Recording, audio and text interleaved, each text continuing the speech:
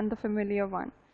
Do not be over confident, and do not become uh, showy to have an impact on your speaker. It will not give you a very good impact. Difficult vocabulary cannot give you a good impact. Familiar vocabulary and short vocabulary can make your message clear, and it can make your speech effective. When in doubt, use the more familiar words. If you are in doubt about certain words, do not use them. Audience will understand the familiar words better, right? So, for example, unfamiliar words you have used assessed valuation. So maybe one or two people will get your point. What you are talking about. But if you want to use some familiar vocabulary to convey your message, you can say property value for text purpose. Simple, so that everyone can get what you are trying to say. Construct effective sentences and paragraphs. So how would you do that? At the core of clarity is the sentence. Important characteristics to consider for clarity are length, unity, coherence, and emphasis.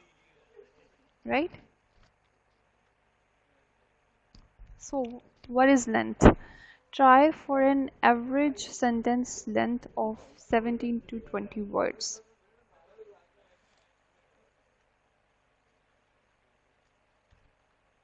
So, there should be a minimum of or a maximum of 17 to 20 words in one line.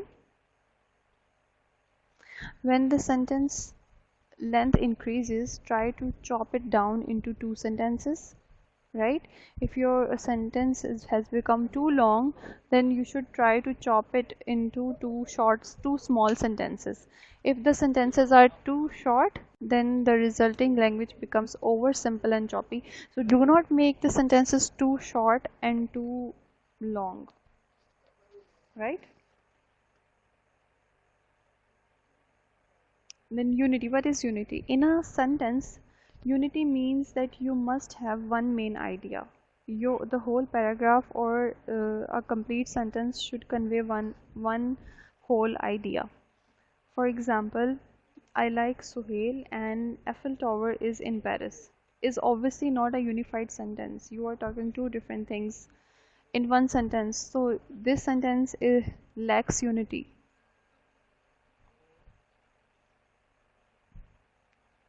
Coherence. In a coherent sentence, the words are arranged so that the ideas clearly express the intended meaning. Place the correct modifier as close as possible to the word it is supposed to modify. So, in a coherent sentence, the words should be arranged correctly, right? Coherence means how would you arrange the words in a sentence, or how would you arrange sentences in a paragraph. Your arrangement of words and your arrangement of sentences should be coherent. Please place the correct modifier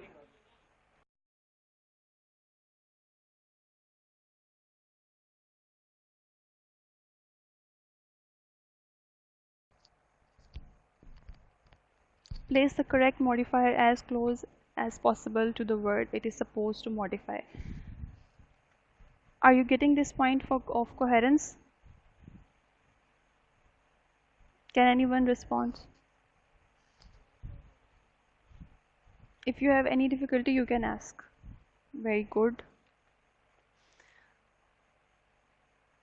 Then we have another concept of emphasis. The quality that gives force to important parts of sentences and paragraphs is emphasis, right?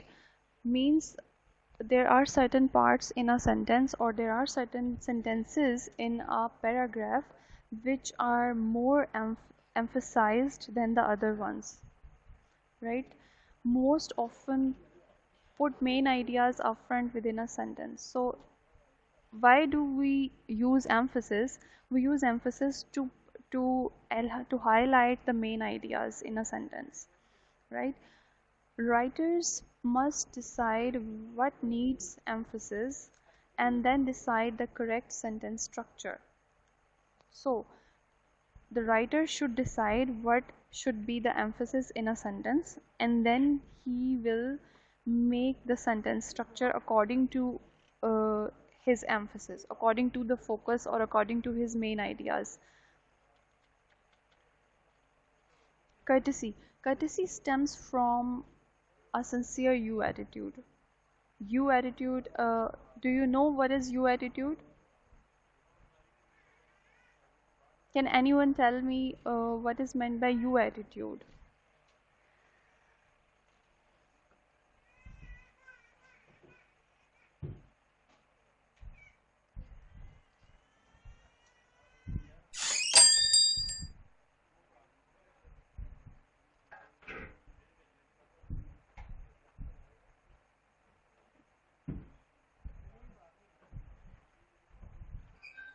What is you attitude? Okay.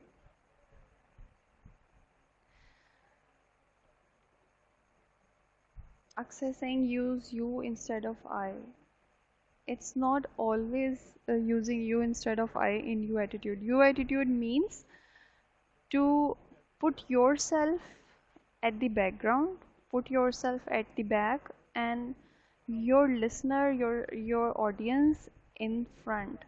The need of your audience, the need of your listener, the need of your customer, put them in front, highlight their needs, and uh, gi- set your needs at a side.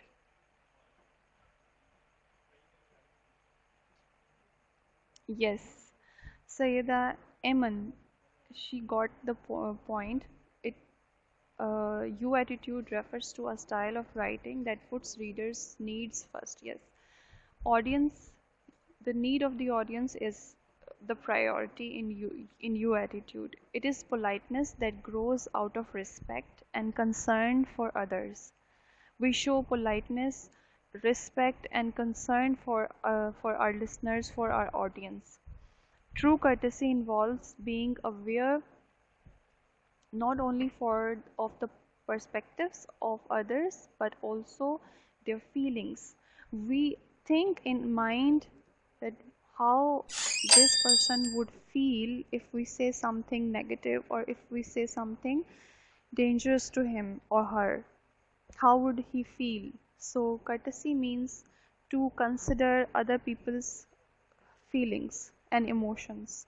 Knowing your audience allows you to use statements of courtesy. And you can use courtesy only when you know your audience. You know the feelings of your audience. Only when you can use a true courteous behavior. Be aware of your message receiver. Like who is going to carry your message, you should be aware of your audience, you should be aware of your receiver. How to gain courtesy? How can you gain courtesy? There are three ways of attaining or obtaining courtesy. First is be sincerely tactful, thoughtful, and appreciative. Tactful mean you should know how should I structure my language that can show courtesy to the audience. Thoughtful, you should be thoughtful about the feelings, about the emotions of your audience. Appreciative, use appreciative language, use positive language, warm language for your audience. Use expressions that show respect to your audience. Choose non-discriminatory expressions. Do not show any discrimination through your expressions. Do not uh, show make your audience feel like you are proudy or you are uh, restrict to yourself only. Just become non-discriminatory. Correctness. Another function for effective communication is correctness, another feature. The following things are at the core of correctness: grammar, punctuation, and spelling. And I think most of the people know correctness means your message should be correct. Simple. And if your message would be correct only when your grammar is correct, your punctuation marks are correct, and your spellings are correct. How to gain correctness? Use the right level of language. For example, if you are in grade 10, you cannot use language of grade 5 to be correct. That will not be considered as correctness. If you are at grade 10, you should be able enough to use the language equivalent to grade 10, not equivalent to grade 5. Check accuracy of facts, figures, and words. What does it mean? How would you check accuracy of figures, facts, and words? So for this purpose, verify your statistical data. If your message has any statistical data, any numerical data, verify it 2 to 3 times. Double check your totals. After getting your results, after getting the end product, so check it twice, or make it checked by another expert person, so that there should uh, there should not be any errors remain. Avoid guessing at laws that have an impact on you. Do not place your guesses in your message. Just use accurate information. Have someone else read your message if the topic involves data. If there is some data, then try to involve some other expert, try to involve some other senior person who read your message first before sending it to the receiver. Determine whether effect has changed over time. If your message is containing facts, so verify that the facts have not been changed over time. Maintain acceptable writing mechanics. Right? Your writing mechanics should be accurate. All material relating to mechanics, word processing, and appearance is relevant for writing mechanics. Pay careful attention to the mechanical part of every well-written document. Right? It means your document or your message should be accurately formatted. The format of your writing should be accurate. If you are writing it on MS Word, or if you are writing it on Excel or any other software, you should accurately and correctly order your data on the form it correctly on that specific software. Planning business messages. Composing of business. Okay, so this is an altogether different topic, planning of business messages. If you have any query, any problem regarding courtesy and correctness, you can ask me now. Then we will move on to the other topic.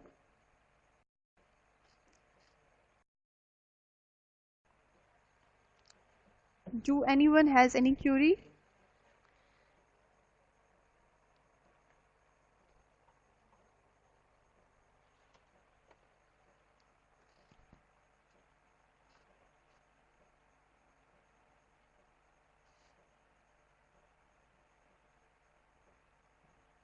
Please mention your question here. If you have any query, I will give 2 minutes for it, not more than 2 minutes.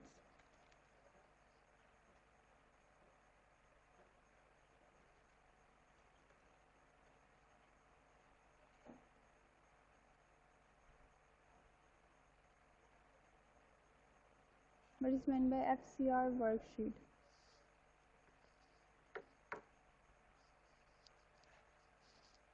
Can you please mention the full form of FCR here, because you are talking out of a context of this session.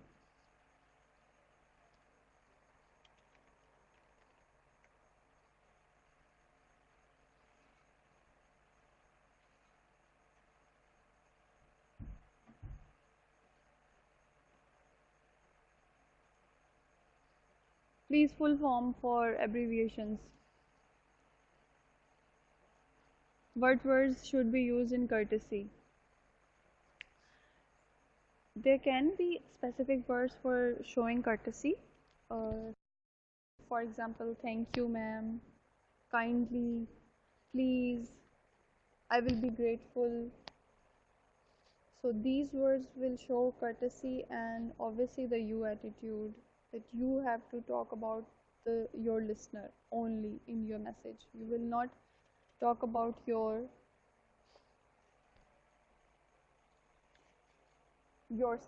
right? You should only talk about your listener.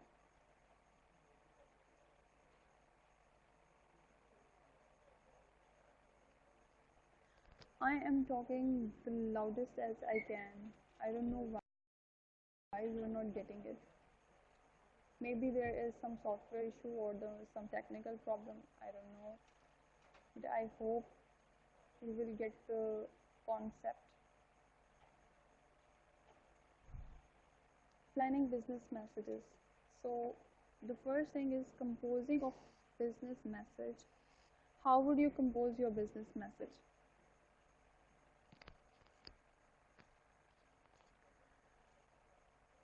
Planning. First step is planning. Define your purpose, analyze audience, establish main idea, select channel and medium. So what is meant by defining purpose? So your message should define what you want. What is the purpose of writing a message? Firstly. Secondly, and it should be pre-planned. Analyze audience. So you should analyze your audience first, that who will be listening who will be listening or who will be getting your message.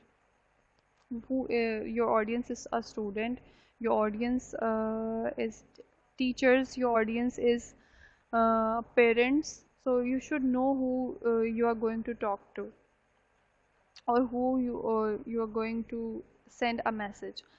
Establish main idea. The whole message should convey one single whole main idea. Select channel and medium. Channel means whether you are going to send message, whether you are going to send your message through email, or whether you are going to send your message through letter, or you're going to talk to them face to face, right? And medium means which language you are going to use. You're going to use an English language, or you're going to use Urdu language or any other language, right? Second thing in planning business messages is composing. Organize your message in proper portions, in proper parts, and then formulate the message. First organize them, and second write them in composing in soft form, as in MS Word or Excel. Third is revising. If there is any editing required, edit the message, right? Then rewrite the message. If after doing editing, rewrite your message, then produce the message, and at the end proofread it, or make it proofread from an expert for you. Guidelines. Guidelines for sharpening your skill. Sharpening your skill means overcoming the fear of blank page. Use positive self-talk. Again, positive self-talk means courtesy. Know your purpose, visualize your audience, create a productive environment, make an outline, just and then just start your message. Write the middle, write the middle first, push the obstacles aside.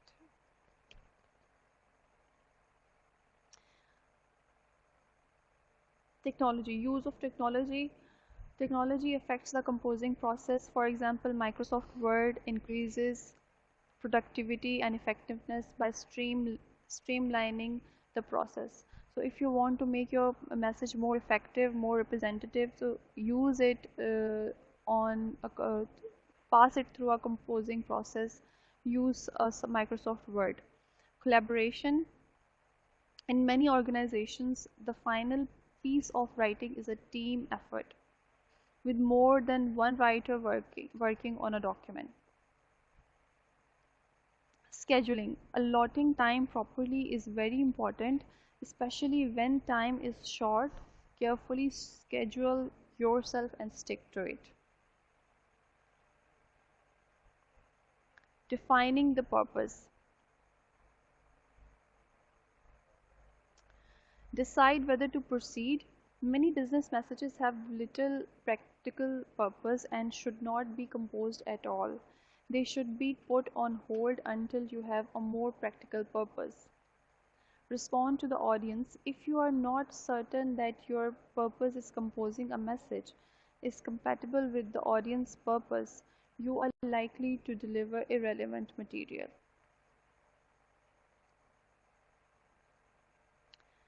Focus on the content. If you include extra information in your message, you are likely to overload the audience.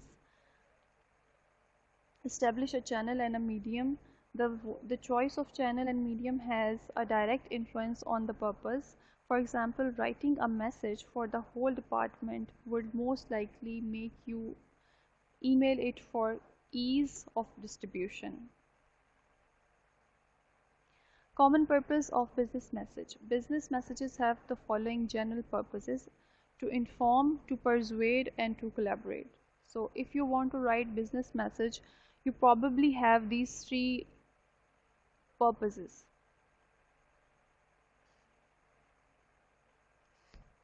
So the general purpose of your message can be to inform. Specific purpose of informing something is to present last month's sales figures to the vice president of marketing. So it would be a specific purpose. ज़्यादा specific हो जाएगा. General purpose to persuade, or if we make it specific, to convince the marketing director of the need to hire more software engineers.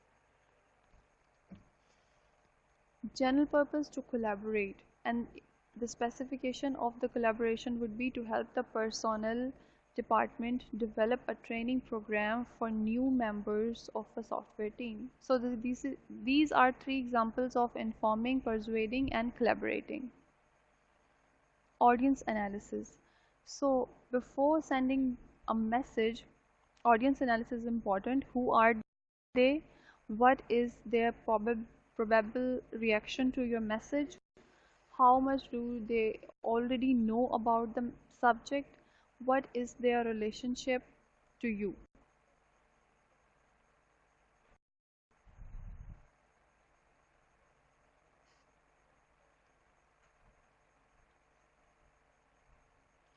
Audience analysis. Determine the audience size and composition. Focus on the common interest of the audience, but be alert to their individual concerns. Identify primary audience.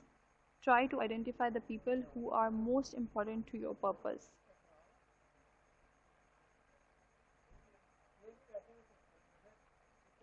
Estimate the audience probable reaction.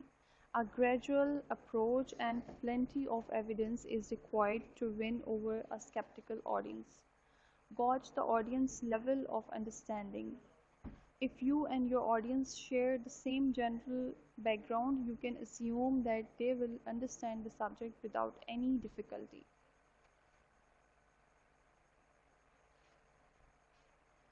Define your relationship with the audience. Are you communicating with people inside or outside your organization? How much credibility do you have?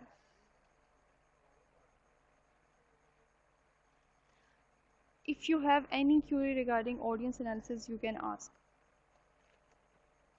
I'm watching students are just chatting with each other here, not paying any attention to the information that I'm giving. Then they are not on, they are also not getting my voice.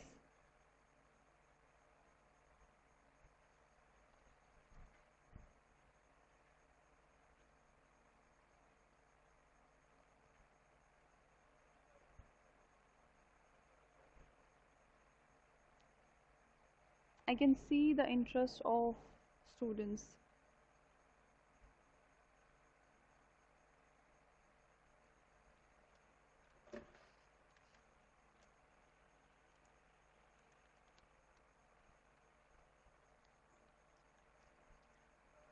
FCR worksheet क्या होती है? So this was the question by Sayyid Kashif Raza. So brainstorming करने के लिए हम कुछ tools use करते हैं, right? Let me clear it to you in Urdu.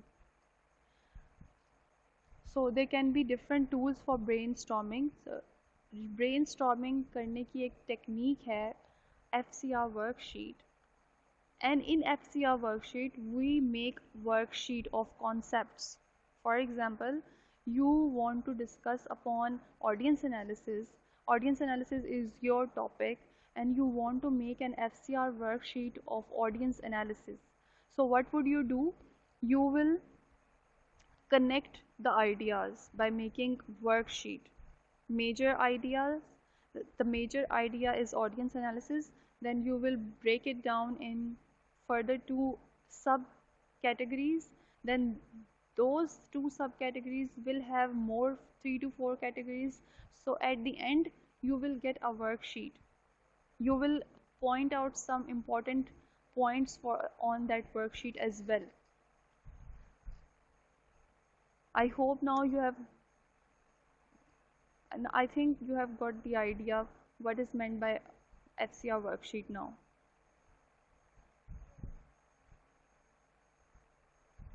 Extempore and impromptu.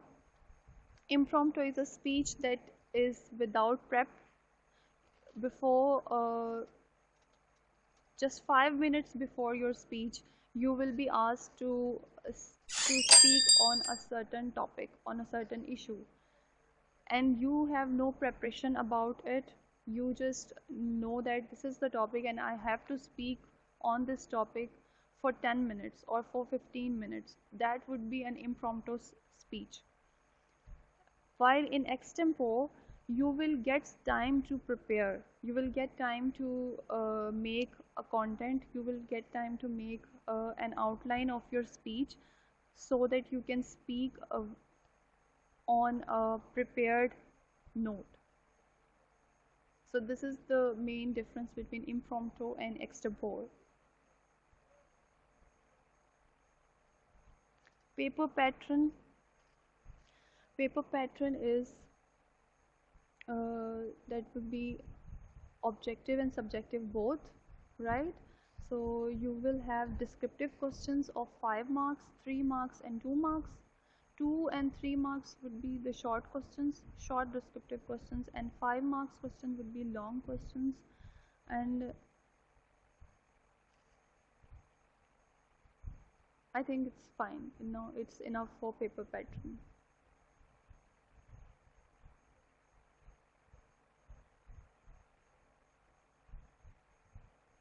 Reading technique may obviously we read only, but it's not here, it's not the matter of concern for the effective communication. Impromptu, expromptu and memorization.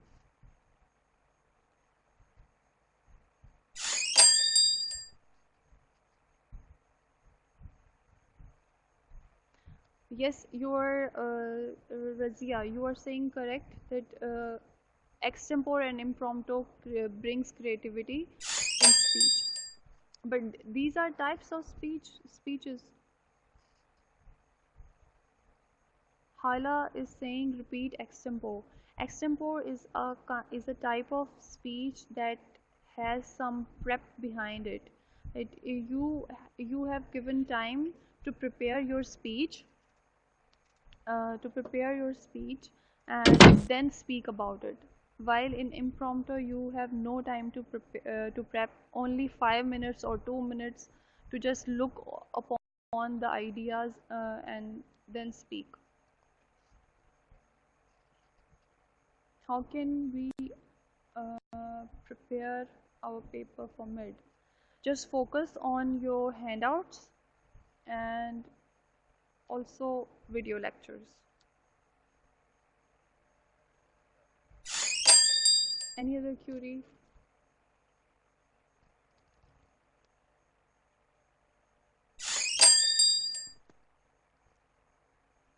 Which technique is more natural, unique, and dynamic? Regarding what? Regarding speeches? Are you talking about speeches, Najam?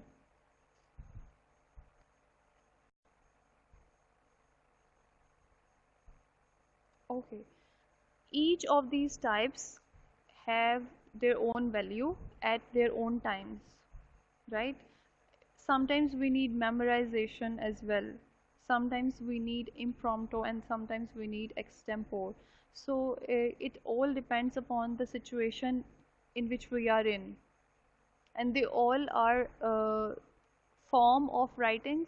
So we cannot say that one is more uh, important and unique than the other. They all of them are unique and they all have their own importance.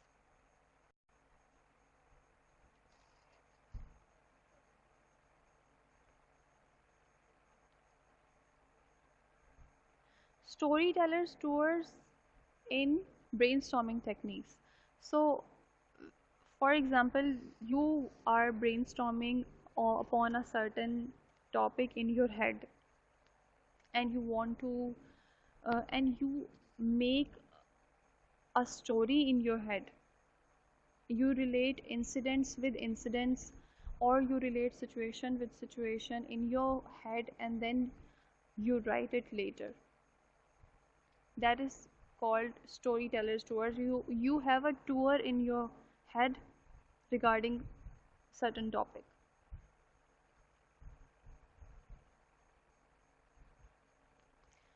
Afsha is saying what kind of long question would be in the paper. Long questions would be descriptive. You need to write, for example, you need to write upon some features of audience analysis. Let's see. Uh, Write down some features of audience analysis. Yeah, write down important features of audience analysis. That would be a descriptive question. So you should write at least five features of audience analysis to get 5 out of 5. So look at the number you are going to have from that question. Like if it's a 3 mark question, then you will write 3 characteristics of audience analysis. If it's 2 mark question, you will write 2 characteristics. But if it's 5 mark question, you need to write 5 characteristics.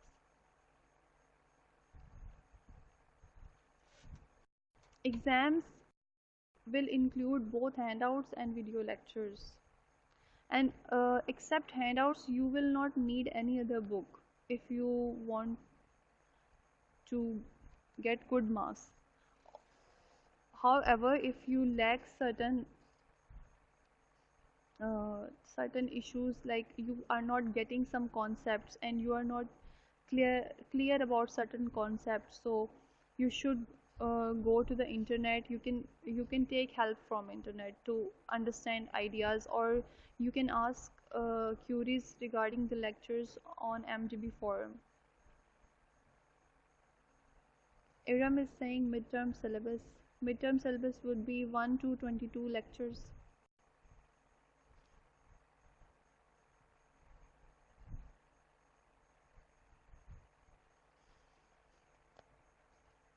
Connotation means connotative words are the words which are related to your context, right?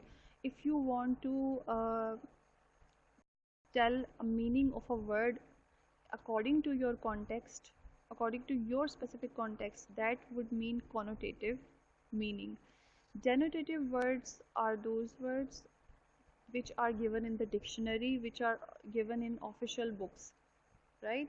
If you see meaning of a word from a dictionary, and you will see the meaning of the same word in your context differently. That means the connotation of that word is different from the denotation, and both have an influence in seven C's.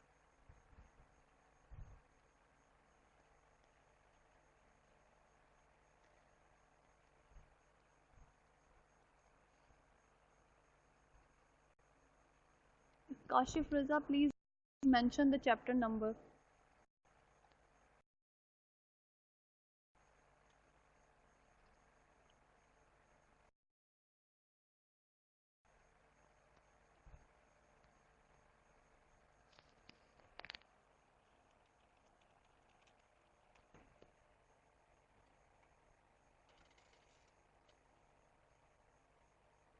Okay.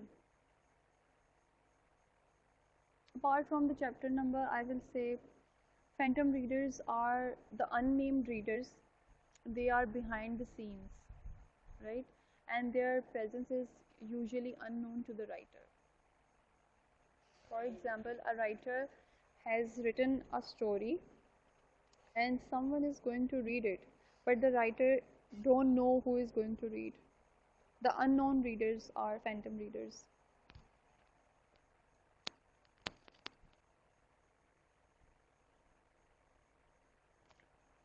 So, hey Sultan, I have told about midterm syllabus, I think 2 to 3 times in this session.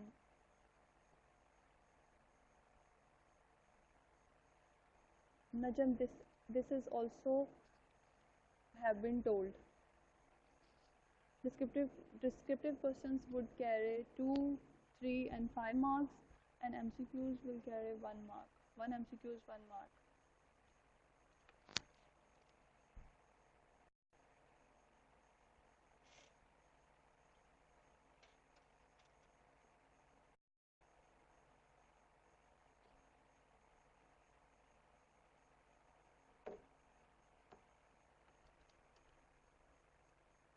Depends how much MCQs would be there.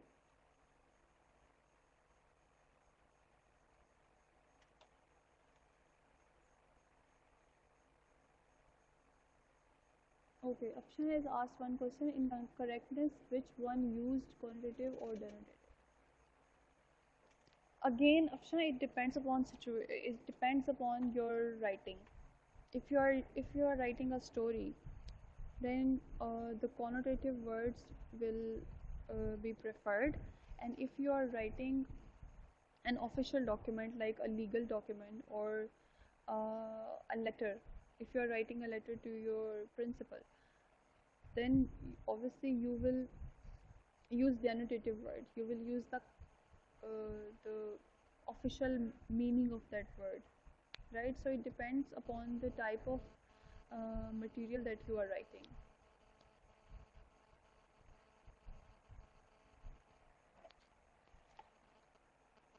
I hope I have answered all of your queries. I'm trying to read messages from everyone. Okay, what is Sylvia is asking? Irritating expression with examples. Irritating expressions would be like facial expression. If your listener or your audience is has said something to you which is not pleasant, and you will show some proudy expressions to him or her, like you will be stiff to her, you will not look at her, or not make your eyes in a way that will show a weird expression. So these are all facial expression that, or your body language that shows that you are irritating. And in writing, when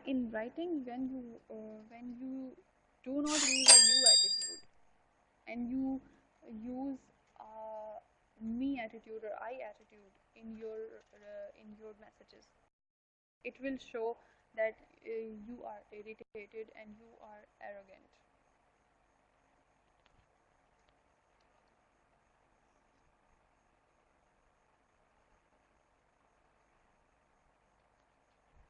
You can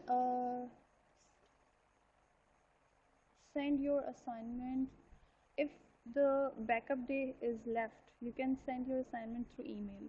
But if backup day is also gone, then that would be difficult to submit your assignment. Zebunisa.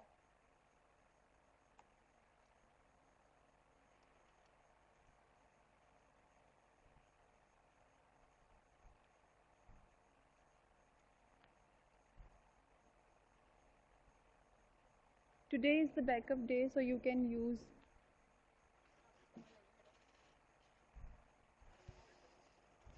So now you can.